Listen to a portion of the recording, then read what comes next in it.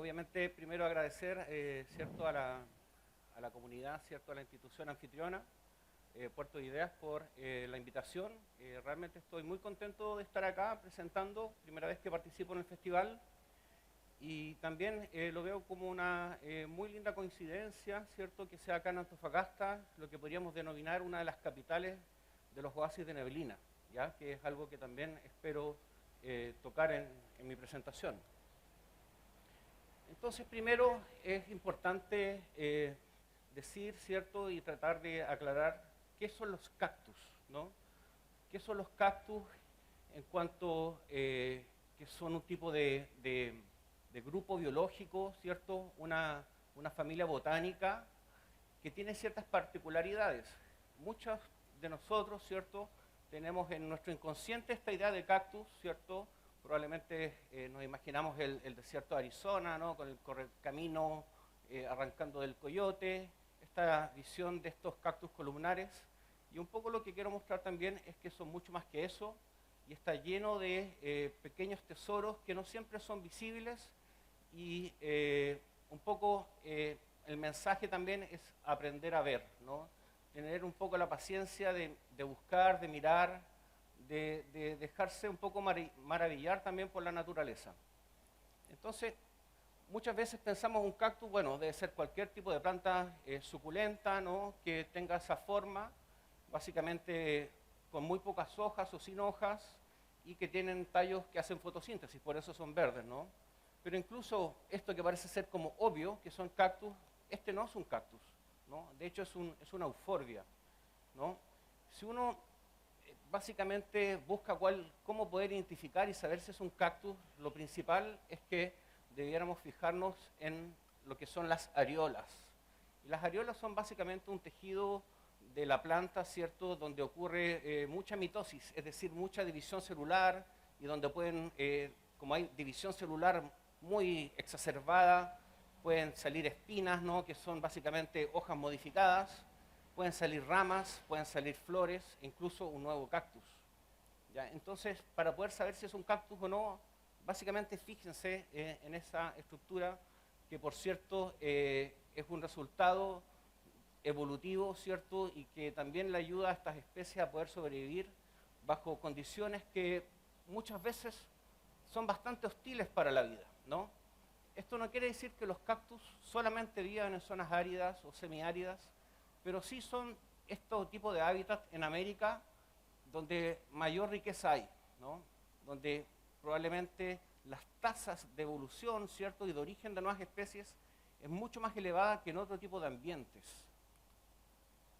Y esta familia, en este proceso, ¿no?, y en esta relación con su contexto ambiental, que puede ser un contexto qué sé yo, con la temperatura y las condiciones abióticas, también se desarrollan y han evolucionado con su contexto de interacciones biológicas, ¿no? Y ese tipo de interacciones ha llevado a la generación de muchas formas que incluso son bastante difíciles de creer, ¿no? Por ejemplo, bueno, aquí no se ve el puntero, pero lo que vemos ahí, en realidad, el cactus está enrollando, ¿no?, el tallo de otra planta. Lo que se ve como tallo, en realidad no es cactus, y es un cactus epífito extremadamente especializado, ¿ya? Y muchas de las especies de cactus tienen esa característica, volverse muy especializado para ciertos tipos de hábitat, ciertos tipos de microhábitat, y también con su interacción con polinizadores, dispersores de semillas. Tenemos también, uno podría decir que es todo lo contrario al cactus que está a mano izquierda, que es un cactus delgado, ¿cierto? También tenemos otro tipo de formas que son verdaderos barriles de gran tamaño, y básicamente uno podría asignarle, ¿cierto?, que estas formas emergen como estrategias de sobrevivencia, ¿no?, que un poco trata esta charla. Cómo las especies logran sobrevivir bajo condiciones extremadamente extremas, en muchos casos. De hecho, podemos pensar en un mismo género, ¿ya? Género es una agrupación que va a reunir muchas especies que están relacionadas bajo un mismo nombre, que en este caso vamos a llamar género Copiapoa, y vamos a tener especies que pueden tener 2 centímetros de ancho a especies que son dentro del mismo género metros, ¿no? Y formar grandes cojines, incluso del tamaño de un automóvil pequeño, ¿no? Mismo género, es decir, especies que están muy relacionadas entre sí, pero que pueden tener formas bastante distintas. Tal vez una de las características que hacen este grupo de plantas muy reconocibles y también muy atractivas y que muchos queramos tener cactus en nuestra casa es esta expresión, llamémoslo así, exacerbada de floral, ¿no? Una expresión reproductiva que básicamente es un esfuerzo que puede generar una especie para generar un órgano seductor, ¿no? Porque de alguna manera las flores son eso, en el caso de esta familia, órganos seductores que no necesariamente, de hecho no lo hacen, no es que vayan a seducir a su género opuesto, ¿no? Sino que en realidad lo que seducen es a los polinizadores. Le dicen, aquí estoy, tengo alimento para ti, hazme el favor de trasladar un poco de cactáceas de todo tipo de formas y creciendo de manera exuberante, como podemos ver también aquí en nuestro país. Un ejemplo en el Parque Nacional Fray Jorge, en el Valle del Elqui también, donde tenemos distintas especies coexistiendo, ¿ya? Y coexistiendo como cactus columnares, ya con su forma característica, pero también cactus más pequeños que no siempre van a ser visibles. De hecho, en la medida que nos vamos desplazando hacia sectores más áridos, ya como puede ser un sector de roca, que por lo tanto cuando llueve se infiltra muy rápidamente y después se evapora muy rápidamente el agua, puede ser el tiempo en que el agua está asequible puede ser muy breve y por lo tanto este tipo de especie que tiene una capacidad de almacenar agua, que esa es una de las grandes virtudes de las cactáceas, le confiere ciertas ventajas que finalmente llevan a que se vuelvan dominantes en este tipo de ambientes. Incluso en los lugares más áridos, llamémoslo hiperáridos, ¿cierto?, del mundo, ¿ya? Que nosotros aquí estamos en uno de los lugares más áridos del planeta. Eso es una foto de Tocopilla, ¿cierto?, el sur de Tocopilla. Uno diría, bueno, ahí no hay nada, eso parece Marte si no fuera por el océano, ¿no? Pero en realidad si uno se detiene y observa con cautela y aprende a observar y tiene la suficiente paciencia y cuidado, obviamente, nos vamos a dar cuenta que hay 3 especies de cactáceas viviendo en ese lugar que parecen ser invisibles para nosotros, pero están ahí. Y no solo están ahí, sino que lamentablemente están con un alto riesgo de desaparecer, ¿ya? Entonces, por un lado tenemos una paradoja. Tenemos de izquierda a derecha género Rimacactus, Copiapoa, Tocopillana y un Eriopsis a mano derecha. Todas estas especies con alto riesgo de desaparecer en la naturaleza, a pesar de que probablemente llevan miles o incluso millones de años sus linajes viviendo en este tipo de ambientes de hiperaridez. Entonces, ¿qué pasa, no? Entonces viajemos un poco al pasado y veamos desde cuándo existe esta familia. Es una familia que surge después de la ruptura de los continentes, cuando ya Sudamérica estaba en una situación de aislamiento, y lo más probable es que las primeras formas de cactáceas sean como este. Este es un cactus, ¿ya? Son cactus que tienen básicamente una forma arborescente. Son árboles que viven particularmente en varios lugares tropicales de América. Entonces los cactus no necesariamente van a ser siempre de la misma manera, ¿cierto?, con esta exacerbación de sus formas suculentas, sino también pueden tener otras formas, sobre todo aquellos que vienen de grupos más primitivos. Este es más o menos el planeta, una reconstrucción de cómo era, ¿no? Esta familia surge, se cree, de esta zona, una zona al norte de Argentina, sur de Bolivia, oeste de Paraguay, conocido como el Chaco, en que básicamente luego de un proceso en que el planeta llegó a un máximo térmico, ya hace 56 millones de años, algo ocurrió, todavía no lo sabemos, que se dio origen, ¿cierto?, a la familia Cactácea. Entonces, bueno, esto no funciona el puntero, pero básicamente lo que quiero que vean es cómo, donde dice Cacti, básicamente hace unos 35 millones de años, más o menos, ¿cierto?, se origina esta familia bajo esas circunstancias de aislamiento continental y probablemente con un ambiente bastante particular. Lo interesante también es que la mayoría de los grupos ya estaban evolucionados hace 10 millones de años y entre los 10 y los 5 millones de años ocurrieron simultáneamente varias radiaciones, es decir, diversificación rápida de distintos géneros de cactus, probablemente también asociado a una historia, ¿cierto?, de expansión de los desiertos en América, ¿no? En la medida que el planeta se fue enfriando, los desiertos que ya existían en ciertas zonas áridas, esas zonas áridas se fueron intensificando y expandiendo. Y obviamente, si tenemos que las cactáceas habitan desde hace millones de años en el planeta y los humanos llegamos hace apenas unos miles de años, a América, ¿cierto? Quiere decir que también todo el desarrollo humano en América, desde su sentido más ancestral, se relacionó en un paisaje cactofílico, llamémoslo así, suculento, ¿no? Es decir, en una coexistencia bastante estrecha, en que existía una experiencia humana, ¿cierto?, desde el nacer hasta el morir, viviendo, alimentándose de cactáceas y por lo tanto rápidamente fue incorporado en muchas, ¿cierto?, de las culturas en su cosmovisión. Y bueno, ese era un ejemplo de Norteamérica, pero también existe evidencia, ¿cierto?, arqueológica que muestra que los humanos hace más de 2000 años ya consumíamos cactus, ya esto en el altiplano chileno, que básicamente se han encontrado en lugares donde había alimento, ya como por ejemplo maíz en sitios arqueológicos o palomitas de maíz, ¿no? Los antiguos ya consumían palomitas de maíz, ahí en el E. También, además de las palomitas de maíz, seguramente lo comían con cactus, frutos de cactus, ¿ya? Los frutos de cactus pueden ser bastante nutritivos y obviamente ser una salvación en términos alimenticios cuando hay muy poco que comer.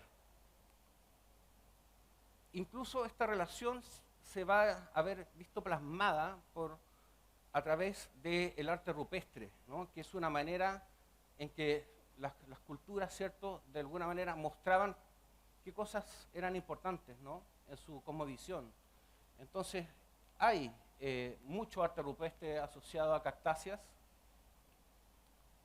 y también, obviamente, en esta cosmovisión existían muchos rituales, ¿no?, místicos y que en realidad eran extremadamente importantes, ¿cierto?, en su desarrollo asociado a los cactus. Entonces tenemos San Pedro, ¿no?, como un cactus icónico de la ceremonia huachuma, ¿cierto?, un cactus básicamente andino tropical, pero obviamente también está el peyote, que es muy conocido, ¿cierto?, en las culturas mesoamericanas.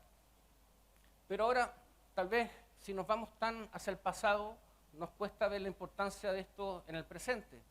Pero cada vez que se crea un área protegida en el norte, ¿cierto?, uno de los aspectos que muchas veces resaltan más en las mismas páginas web de estas áreas protegidas tiene que ver con los cactus, ¿no? El Parque Nacional Pan de Azúcar es uno de los parques nacionales más visitados en todo Chile.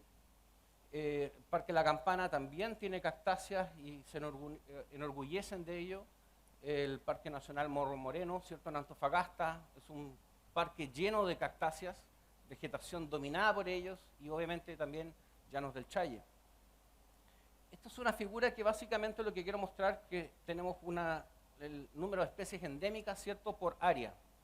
Y donde está esa elipse roja, vemos CH que representa Chile, y con esto quiero mostrarles que en nuestro país tenemos una de las mayores cantidades de cactus endémicos por superficie, ¿ya? Entonces somos un punto de alta diversidad de esta familia y por lo tanto es parte, ¿cierto?, aunque querámoslo o no, de nuestra idiosincrasia, ¿cierto?, y de nuestra identidad, ¿no? Por eso cuando vemos muchas veces un cactus nos maravillamos con ello, ¿no? Ahora, el desierto en Chile, ¿cierto?, el desierto de Atacama tiene bastantes diferencias respecto a otros desiertos, ¿no?, como los distintos desiertos que hay en México, en Norteamérica en general. Y tal vez la mayor diferencia es que este es un desierto hiperárido, es decir, un desierto en que prácticamente no llueve o llueve muy de vez en cuando y por lo tanto las especies han tenido que evolucionar estrategias, ¿no? Entonces la pregunta ahí es, ¿cómo viven estas especies en un lugar donde casi no llueve, cuando sabemos que el agua, ¿cierto?, es un elemento sustancial, ¿cierto?, y primario de la vida, ¿no? Necesitan agua para poder crecer, desarrollarse, hacer sus actividades metabólicas. El desierto efectivamente impide, ¿no?, que hayan sido colonizadas por parte de muchos grupos biológicos, ¿ya? De hecho, muchos grupos biológicos como lagartos o distintos tipos de plantas tuvieron que transcurrir millones de años, imagínense esto, millones de años. A veces cuesta imaginar esas escalas de tiempo, pero tuvo que pasar mucho tiempo para que estas especies lograran adquirir las adaptaciones para vivir en estos lugares, es decir, una funcionalidad para vivir en estas condiciones realmente extremas. Esto es una figura un poco complicada, esto se llama un árbol filogenético, que es un poco, es como de las grandes cosas que yo hago en nuestro trabajo en el laboratorio, que básicamente son árboles de relaciones entre especies, ¿cierto?, de relaciones filogenéticas a través de marcadores moleculares, a través del ADN, ¿no? Hacemos secuenciación de ADN y generamos este tipo de árbol, y una de las cosas que nos permite saber es más o menos cuándo se originaron ciertos grupos, ¿no? Entonces ahora les voy a hablar un poco de Copiapoa y de Eriocice. Sabemos que Copiapoa, ¿cierto?, al menos a través de esta evidencia, que se habría originado hace más o menos 12 millones de años, ¿ya? Más o menos, ¿no? Mientras que Eriocice, que es otro género, hace 8 millones de años, pero también sabemos que el origen de Eriocice tiene más que ver con un origen andino e incluso del lado argentino, ¿ya? Mientras que Copiapoa tendría un origen básicamente en el desierto costero de Atacama, ¿no? En que hace 8 millones de años se establecieron básicamente las condiciones ambientales de extrema aridez que hoy en día persisten. Entonces, ¿qué pasó? Los Copiapoas finalmente quedaron de alguna manera relictuados, ¿no? Y de alguna manera circunscritos a un hábitat rodeado de hiperaridez y de condiciones extremadamente hostiles para la vida. Entonces ahí surgen primero características del hábitat que permiten sustentar esta vida, ¿no? Y ahí emergen estos ecosistemas maravillosos que se denominan oasis de neblina, en que básicamente a través de un efecto del océano, ¿cierto?, que genera nubes, y esas nubes finalmente chocan con la cordillera de la costa. Si es que la cordillera de la costa es lo suficientemente alta y lo suficientemente cerca del mar, ya tiene que tener esa configuración que es básicamente azar, ¿no? Que se dé eso es algo relativamente fortuito, en que básicamente tenemos una cordillera de la costa con un estrato de nube que va a golpear, ¿cierto?, y va a impactar en la cordillera de la costa, y por lo tanto de alguna manera va a existir un cierto subsidio de agua, ¿no? Entonces ahora podemos entender tal vez un poquito más de cómo logran vivir estas especies, ¿no? No llueve, pero al menos tenemos un cierto subsidio de agua gracias al océano, ¿no? De hecho, las copiapoas van a estar ahí. Vemos aquí un paisaje al norte de Paposo, que queda al norte de Taltal, por si no lo conocen, al sur de Antofagasta, en que este es un día sin neblina, y así se ve un día con neblina, ¿no? Entonces tenemos una situación de un cambio dramático, ¿cierto?, de las condiciones ambientales. Y ahora sí uno puede ir entendiendo, algo pasa acá, ¿no? Y esto no están aquí, digamos, por magia, ¿no? Sino que existe un subsidio hídrico. De hecho, las plantas, ¿cierto?, los cactus, los epífitas y distintos tipos de arbustos actúan, ¿no?, como una atrapa-niebla, ¿no? Y esa atrapa-niebla puede, de alguna manera, ir filtrando esta agua que después va a correr, ¿cierto?, y va a caer al suelo, donde finalmente la planta la puede absorber. Aquí, entonces, vemos una figura, ¿cierto?, y tenemos un cinturón de neblina que es donde va a estar la mayor diversidad de especies endémicas en general, ¿no? Obviamente de cactus también, de copiapoa, de Eriocice. Y de hecho, esto es una figura, un mapa, tesis de Milén Duarte, en que vemos que la mayor riqueza de endemismo de cactáceas obviamente va a estar en ese cinturón, ¿cierto?, que es este ecosistema con este subsidio. Estas son las copiapúas, ya por si no la conocen. Son un grupo de cactus bastante emblemático del desierto de Atacama.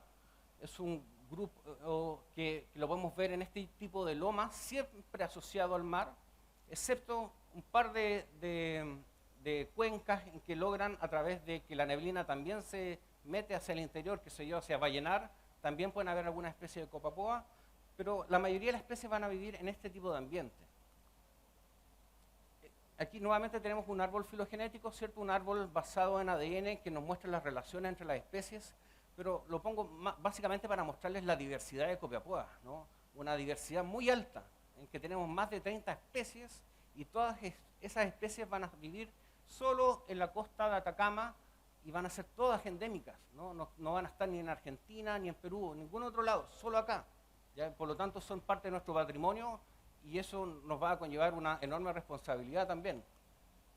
Por otro lado están los Eriocice, ¿no? Eriocice es otro tipo de cactácea, una cactácea que en general es muy diversa también en Chile central, pero también vamos a tener especies que van a habitar el desierto costero. Y bueno, son muy diversas también, ¿no? Son muchas especies, distintas formas de sus cuerpos, distintas formas de sus raíces, distintos tipos de flores, es decir, van a tener distintos sistemas de polinización, van a tener distintas maneras de almacenar agua en su cuerpo, en su tallo o en sus raíces. Entonces podemos ir identificando distintas estrategias que permitan a estas especies sobrevivir, ¿ya? Sobrevivir en condiciones naturales. ¿Ya? Todas estas características y adaptaciones han surgido después de millones de años, ¿no?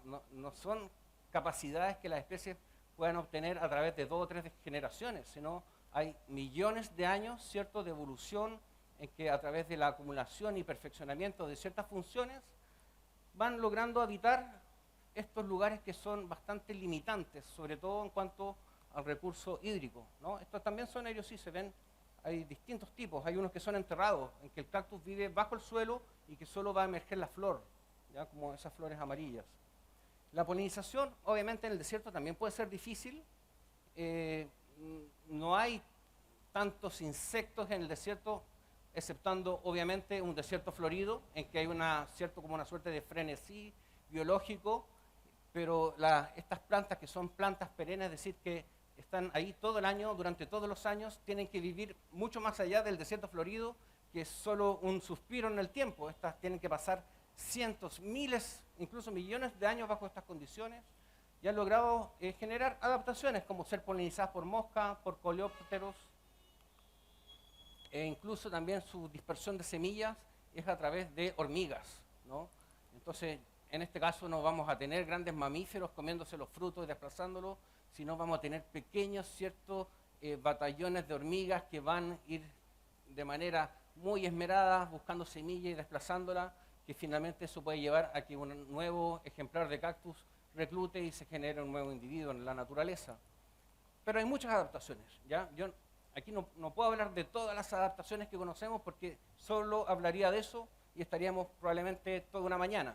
Entonces, pero hay algunas que vale la pena destacar, como por ejemplo esta posición, ¿cierto?, que tienen los copiapúas, ustedes lo han visto, siempre inclinados formando unos 40 grados, ¿cierto?, de inclinación, y básicamente esa también sería una adaptación que le permite al cactus tener más calorcito, ¿cierto?, en la punta, que es donde la mayor actividad de división celular ocurre, es decir, donde se genera la semilla, donde opera el crecimiento. Calorcito, ¿cierto?, ayuda a la fotosíntesis, ¿cierto?, y también le genera muchas ventajas, y a su vez también tener esa inclinación mirando hacia el sol, porque están todas mirando hacia el sol, ayuda, ¿cierto?, que los efectos negativos de la radiación ultravioleta impacte y dañe el tejido del cactus, sobre todo a los lados, porque ahí se va a ir minimizando esa relación.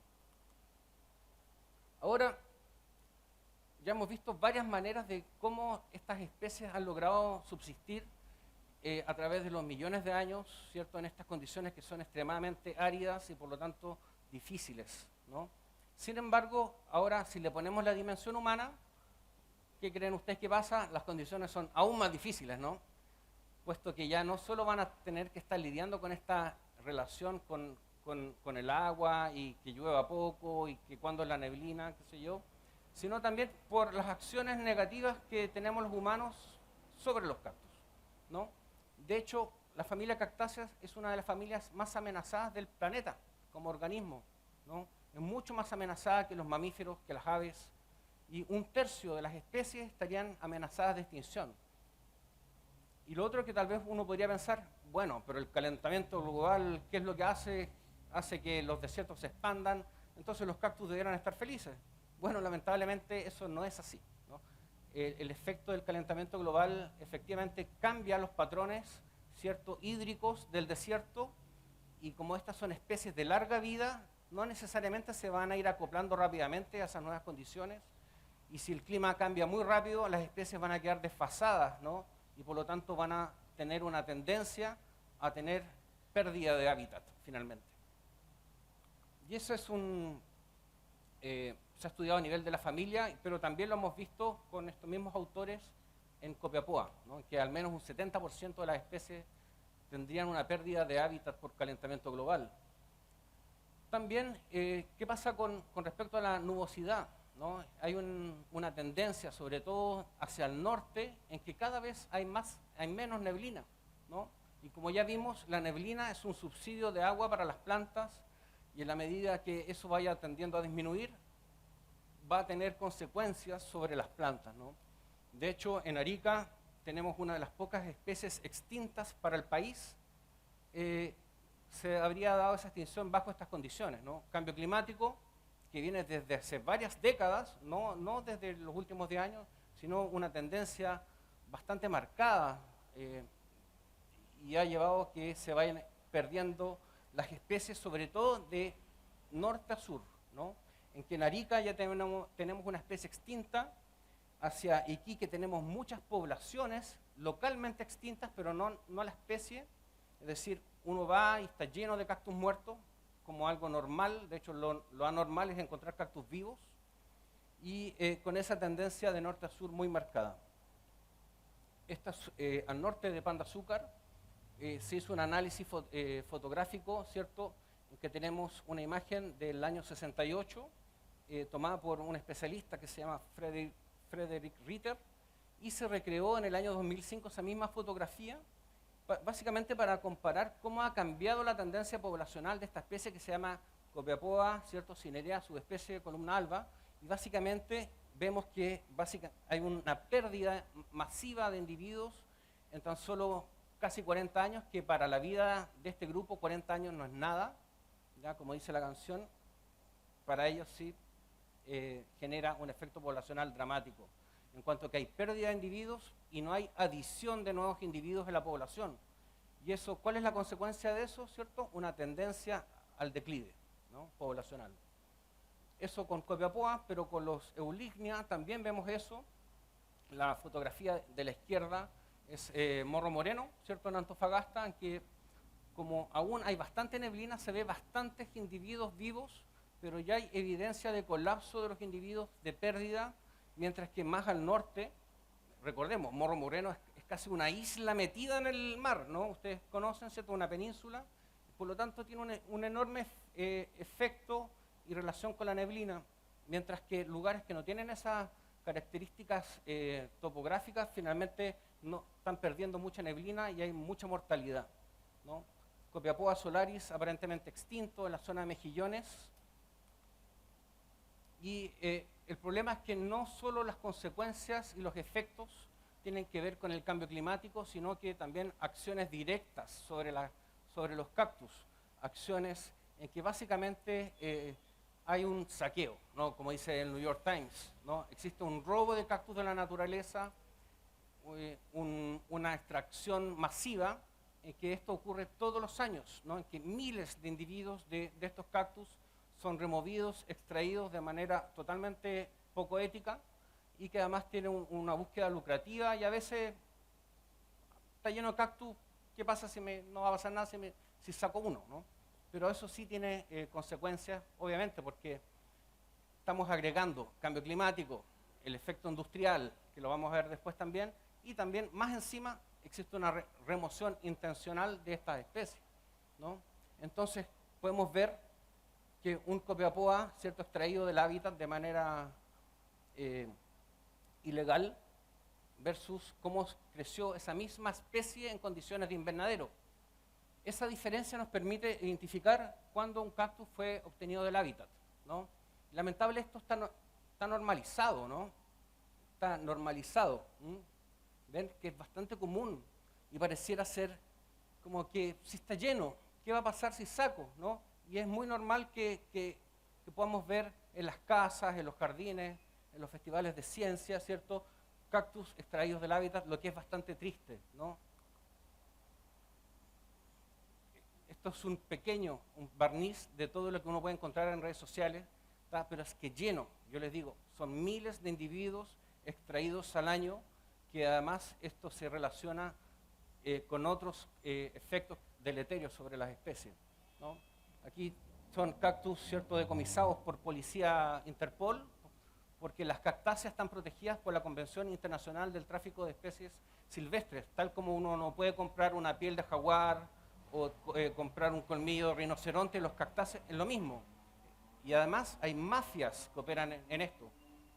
El tráfico de especies es muy rentable para las mafias, al igual como es la droga, el tráfico de armas, el tráfico de especies, de plantas, es un fenómeno real y que además pareciera tener una tendencia al aumento, ¿no? Abajo a la izquierda ven el caballero que tiene las cajas, eso es lo que decomisaron en la operación Atacama hace un par de años. Las cajas están llenas de cactus chilenos, todas. Y lo que se hizo, la policía lo detectó y fue repatriado al país y hoy en día está en un invernadero de CONAF. Pero es un tema real. Entonces, es paradójico, ¿no? Porque hay gente que ama tanto los cactus, los ama, es capaz de pagar miles de dólares por algunos ejemplares, pero la paradoja está en que cómo a través de un deseo y algo que le puede encantar a la gente, hacer que esa misma especie se pierda en la naturaleza y finalmente si se pierde en la naturaleza es un tipo de extinción, ¿no? Y el vandalismo, esto ya es un poco absurdo, pero ocurre, ¿no? Vemos que existe vandalismo como un fenómeno bastante real y también sabemos que cuando existe un proyecto, ¿cierto?, una inversión que impacta una población de cactus, normalmente, ¿cierto?, lo que manda la autoridad es que se saque el cactus porque esa zona va a ser destruida, se pone en otro lugar, pero el estándar de eso es bastante precario, la gran mayoría de los cactus mueren, se ponen en hileras como que fuera una plantación de pino, ¿ya? Y básicamente se olvida o no se toman en cuenta las condiciones naturales en que estas especies viven en el desierto, ¿no? Y hay veces que los rescates ni siquiera son realizados, ¿no? O sea, en el mejor de los casos, algo se intenta, pero en muchos casos no se hace nada y se encuentran así agrupaciones de esta misma especie, Copiapóa cinerea. Entonces estamos en una situación, yo les mencioné, 1/3 de las especies están amenazadas, pero si uno ve los datos del Ministerio de Medio Ambiente, eso escala a 56%, ¿ya? Lo que es casi el doble de cómo está la situación de la familia en toda América, ¿no? Es decir, una situación dramática. Y de hecho es tan dramático que nosotros volvimos a hacer una evaluación de estados de conservación ahora en el 2023, ya porque hubo un plan del Ministerio, el Plan de Conservación Integral de Copiapóa, y vimos que las especies pasaron del 2012, 0 peligro crítico, al 40%, y en peligro bastante más bajo también se incrementó, mientras que las situaciones de menor riesgo disminuyeron. Entonces, ¿cómo puede aportar, creo yo, el mundo privado? De distintas maneras, ¿no? Porque de alguna manera todos tenemos que asumir esta responsabilidad y ver si nos gusta tener cactus, si nos gusta tener nuestros ecosistemas de neblina, nos enorgullecemos de ello y es parte de nuestro patrimonio y nuestra identidad, no queremos que se pierda y por lo tanto hay muchos temas que se pueden hacer y que el mundo privado puede aportar, como las empresas, las grandes empresas pueden comprar sitios para hacer conservación in situ, restauración ecológica de los ambientes degradados, contribuir a la educación ambiental, mejorar el estándar de los rescates de cactus, que no sean finalmente cementerios de cactus, contribuir a monitoreos de largo plazo, financiar las colecciones biológicas que permiten tener una mejor línea base para saber cuáles especies estaban antes de de las perturbaciones y obviamente también el apoyo de la investigación científica es relevante porque hay muchos aspectos que no se saben, ¿no? Todavía siguen habiendo especies nuevas que se están descubriendo, interacciones desconocidas, etc. Eso era lo que les quería contar aquí a algunos miembros del laboratorio. En general, la gran mayoría de los datos propios que mostré son datos de tesis. Y bueno, hoy es el Día de la Tierra también, no sé si lo sabían. Sí. Muchas gracias. Le damos un aplauso a Pablo. Bueno, sin duda, bueno, tú llevas ya más de 15 años investigando al respecto y mi primera pregunta tiene que ver con estos factores de amenaza. Tenemos por un lado el tema del cambio climático, tal como señalaste al principio, luego el factor humano y con respecto al factor humano es bueno preguntarnos hoy día en Chile cómo están los estándares al momento de intervenir en los territorios y cuando se ven afectadas las especies. ¿Cuáles son los estándares que hoy día se manejan ante esta intervención ambiental? ¿Estamos en unas categorías deseables dado el riesgo que hoy día están corriendo las especies? Por ejemplo, cuando se intervienen caminos, sistemas eléctricos, mineras, ¿qué pasa cuando se interviene? Bueno, eso es una muy buena pregunta. El estándar nacional, si bien puede ser bastante mejor que otros países, ¿ya? Países con alta diversidad también, no cumple efectivamente, ¿cierto?, para lo que fue creado en proteger algunas especies como las cactáceas, ¿no? Por lo que yo mostraba, el rescate de cactus es parte de la normativa y lo que exige la autoridad, pero sin embargo no cumple su cometido, porque si bien se sacan y se ponen en un lugar, el cuidado y el tratamiento de las que tienen estos individuos finalmente lleva a que mueran.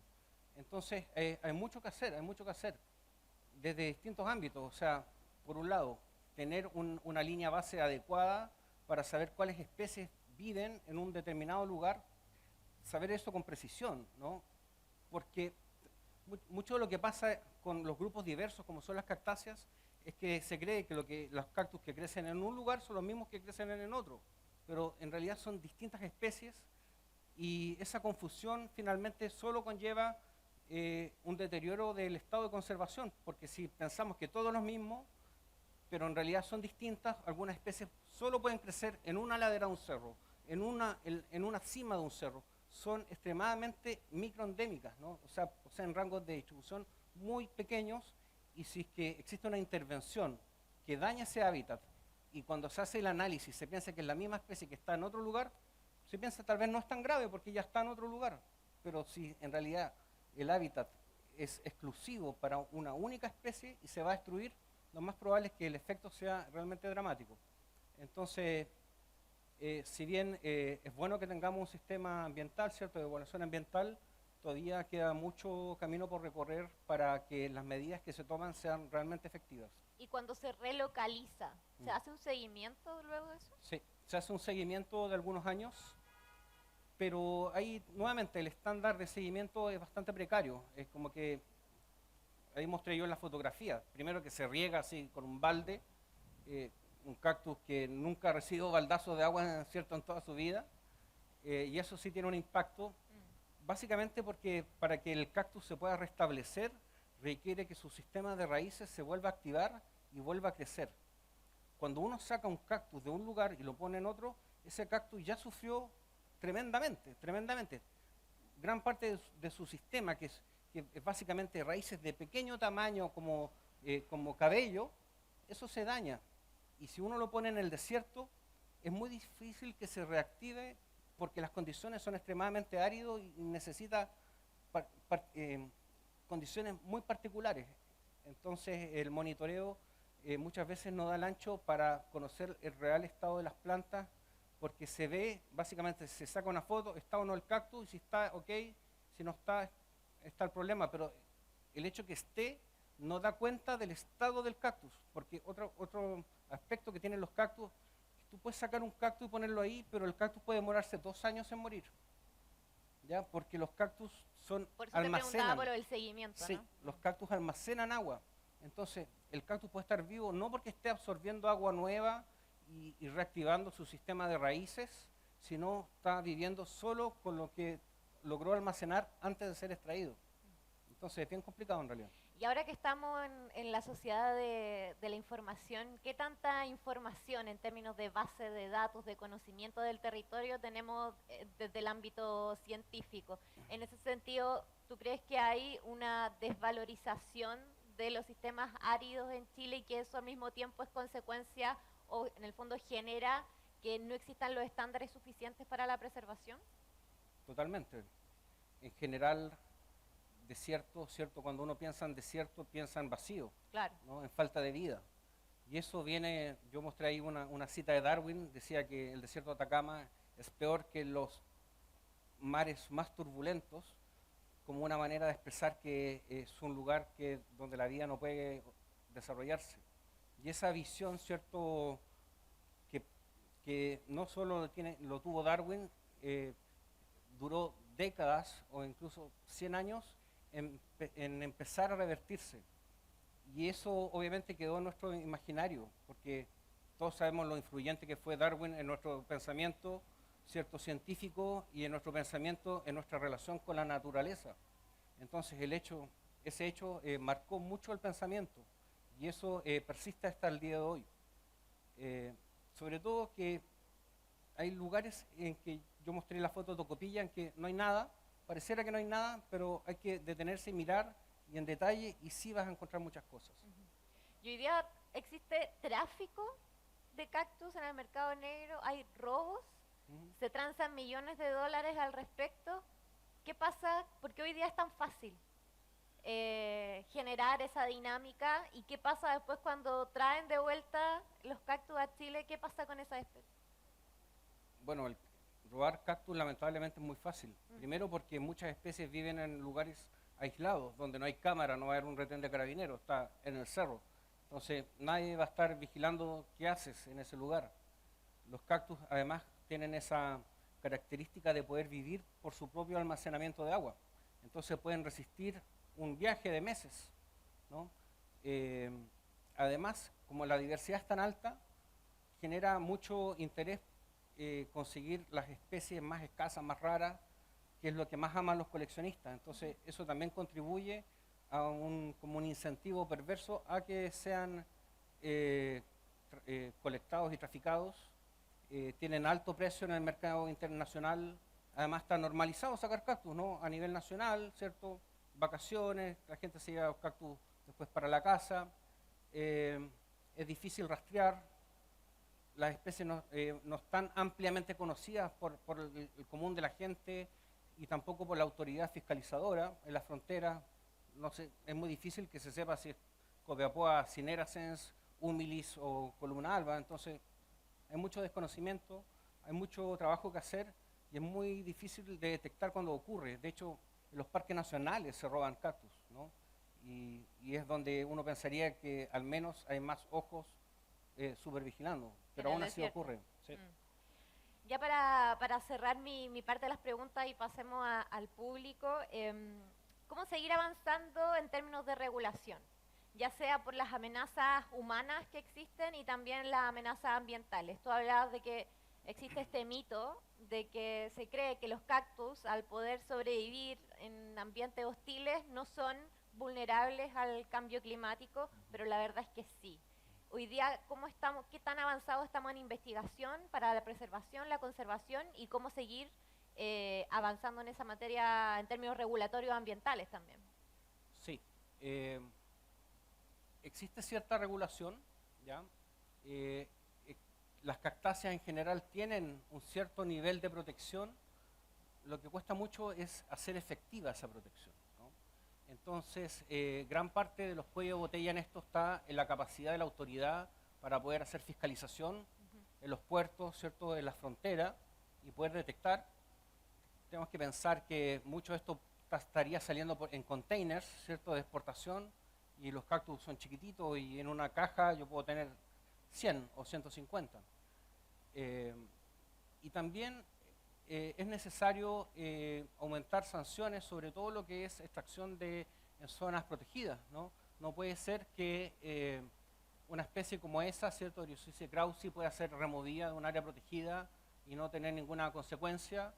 básicamente porque no está en el decreto 68 y por lo tanto no es para la ley considerada como una especie nativa, ¿no? Entonces hay mucho que perfeccionar en el reconocimiento de las especies endémicas y vulnerables como parte de nuestro patrimonio vegetal. Y también es importante el tema del coleccionismo. El coleccionismo nacional e internacional. Hay bastante interés creciente, que uno podría decir que es muy bueno, ¿cierto? Es bueno que la gente se interese en estos temas, pero muchas veces eso conlleva a sacar cactus de la naturaleza o también a que existan agrupaciones amantes, entre comillas, de los cactus, pero que van todos los años de manera masiva a sacar semillas, y todos los años, y finalmente eso impacta en la ecología. En realidad. No, es que el amor hasta la extinción es realmente difícil de comprender, ¿no? Porque al final se basa en el egoísmo, ¿no? En el fondo me gusta algo, pero lo quiero para mí, ¿no? Y no que esté, poder contemplarlo en un lugar que es su hábitat natural y que otras personas también lo puedan contemplar, no es valorizado, y finalmente lo que se quiere es muchas veces tenerlo en el propio invernadero, decir que se tiene la especie más rara, o incluso existen incentivos bastante extraños. Hay muchos coleccionistas que publican como nuevas especies sin cumplir estándares botánicos reales, y al publicar una nueva especie, como descubrí una nueva especie, ahora puedo vender una nueva especie, ¿no? Y existen muchas revistas de coleccionismo y que en general muchas de ellas no tienen ninguna regulación ética ni tampoco CITES del tráfico de especies. Y también el tráfico de especies, que es importante mencionarlo, es extremadamente relevante que nuestro país se vincule con las autoridades de los países vecinos, Perú, Bolivia, Argentina, justamente para tener acciones en conjunto, porque Chile en sí mismo y solo no va a lograr, porque es demasiado fácil traficar cactáceas, lamentablemente, tristemente. ¿Estamos en un punto irreversible para seguir avanzando en la extinción de especies o todavía estamos a tiempo de hacer algo al respecto? Todavía estamos a tiempo, por lo menos en su gran mayoría. Hay especies que realmente están en una situación al borde de la extinción. En ese caso veo difícil que algunas especies puedan vivir por mucho más tiempo, pero sí hay otras que todavía están en condiciones de poder revertir estas tendencias. Y bueno, lamentablemente eso todavía hay un margen de desconocimiento, y eso es un tópico que se debiera investigar científicamente mucho más.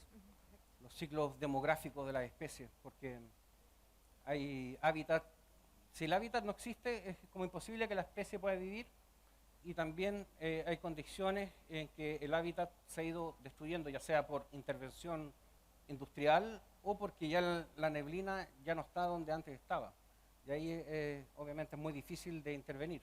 Hay algunas maneras, pero lo que pasa con estas cosas, mientras más tarde se actúe, más caro es, más difícil es, y en el fondo revertir va a requerir mucho más esfuerzo económico de gente y de actividad en general.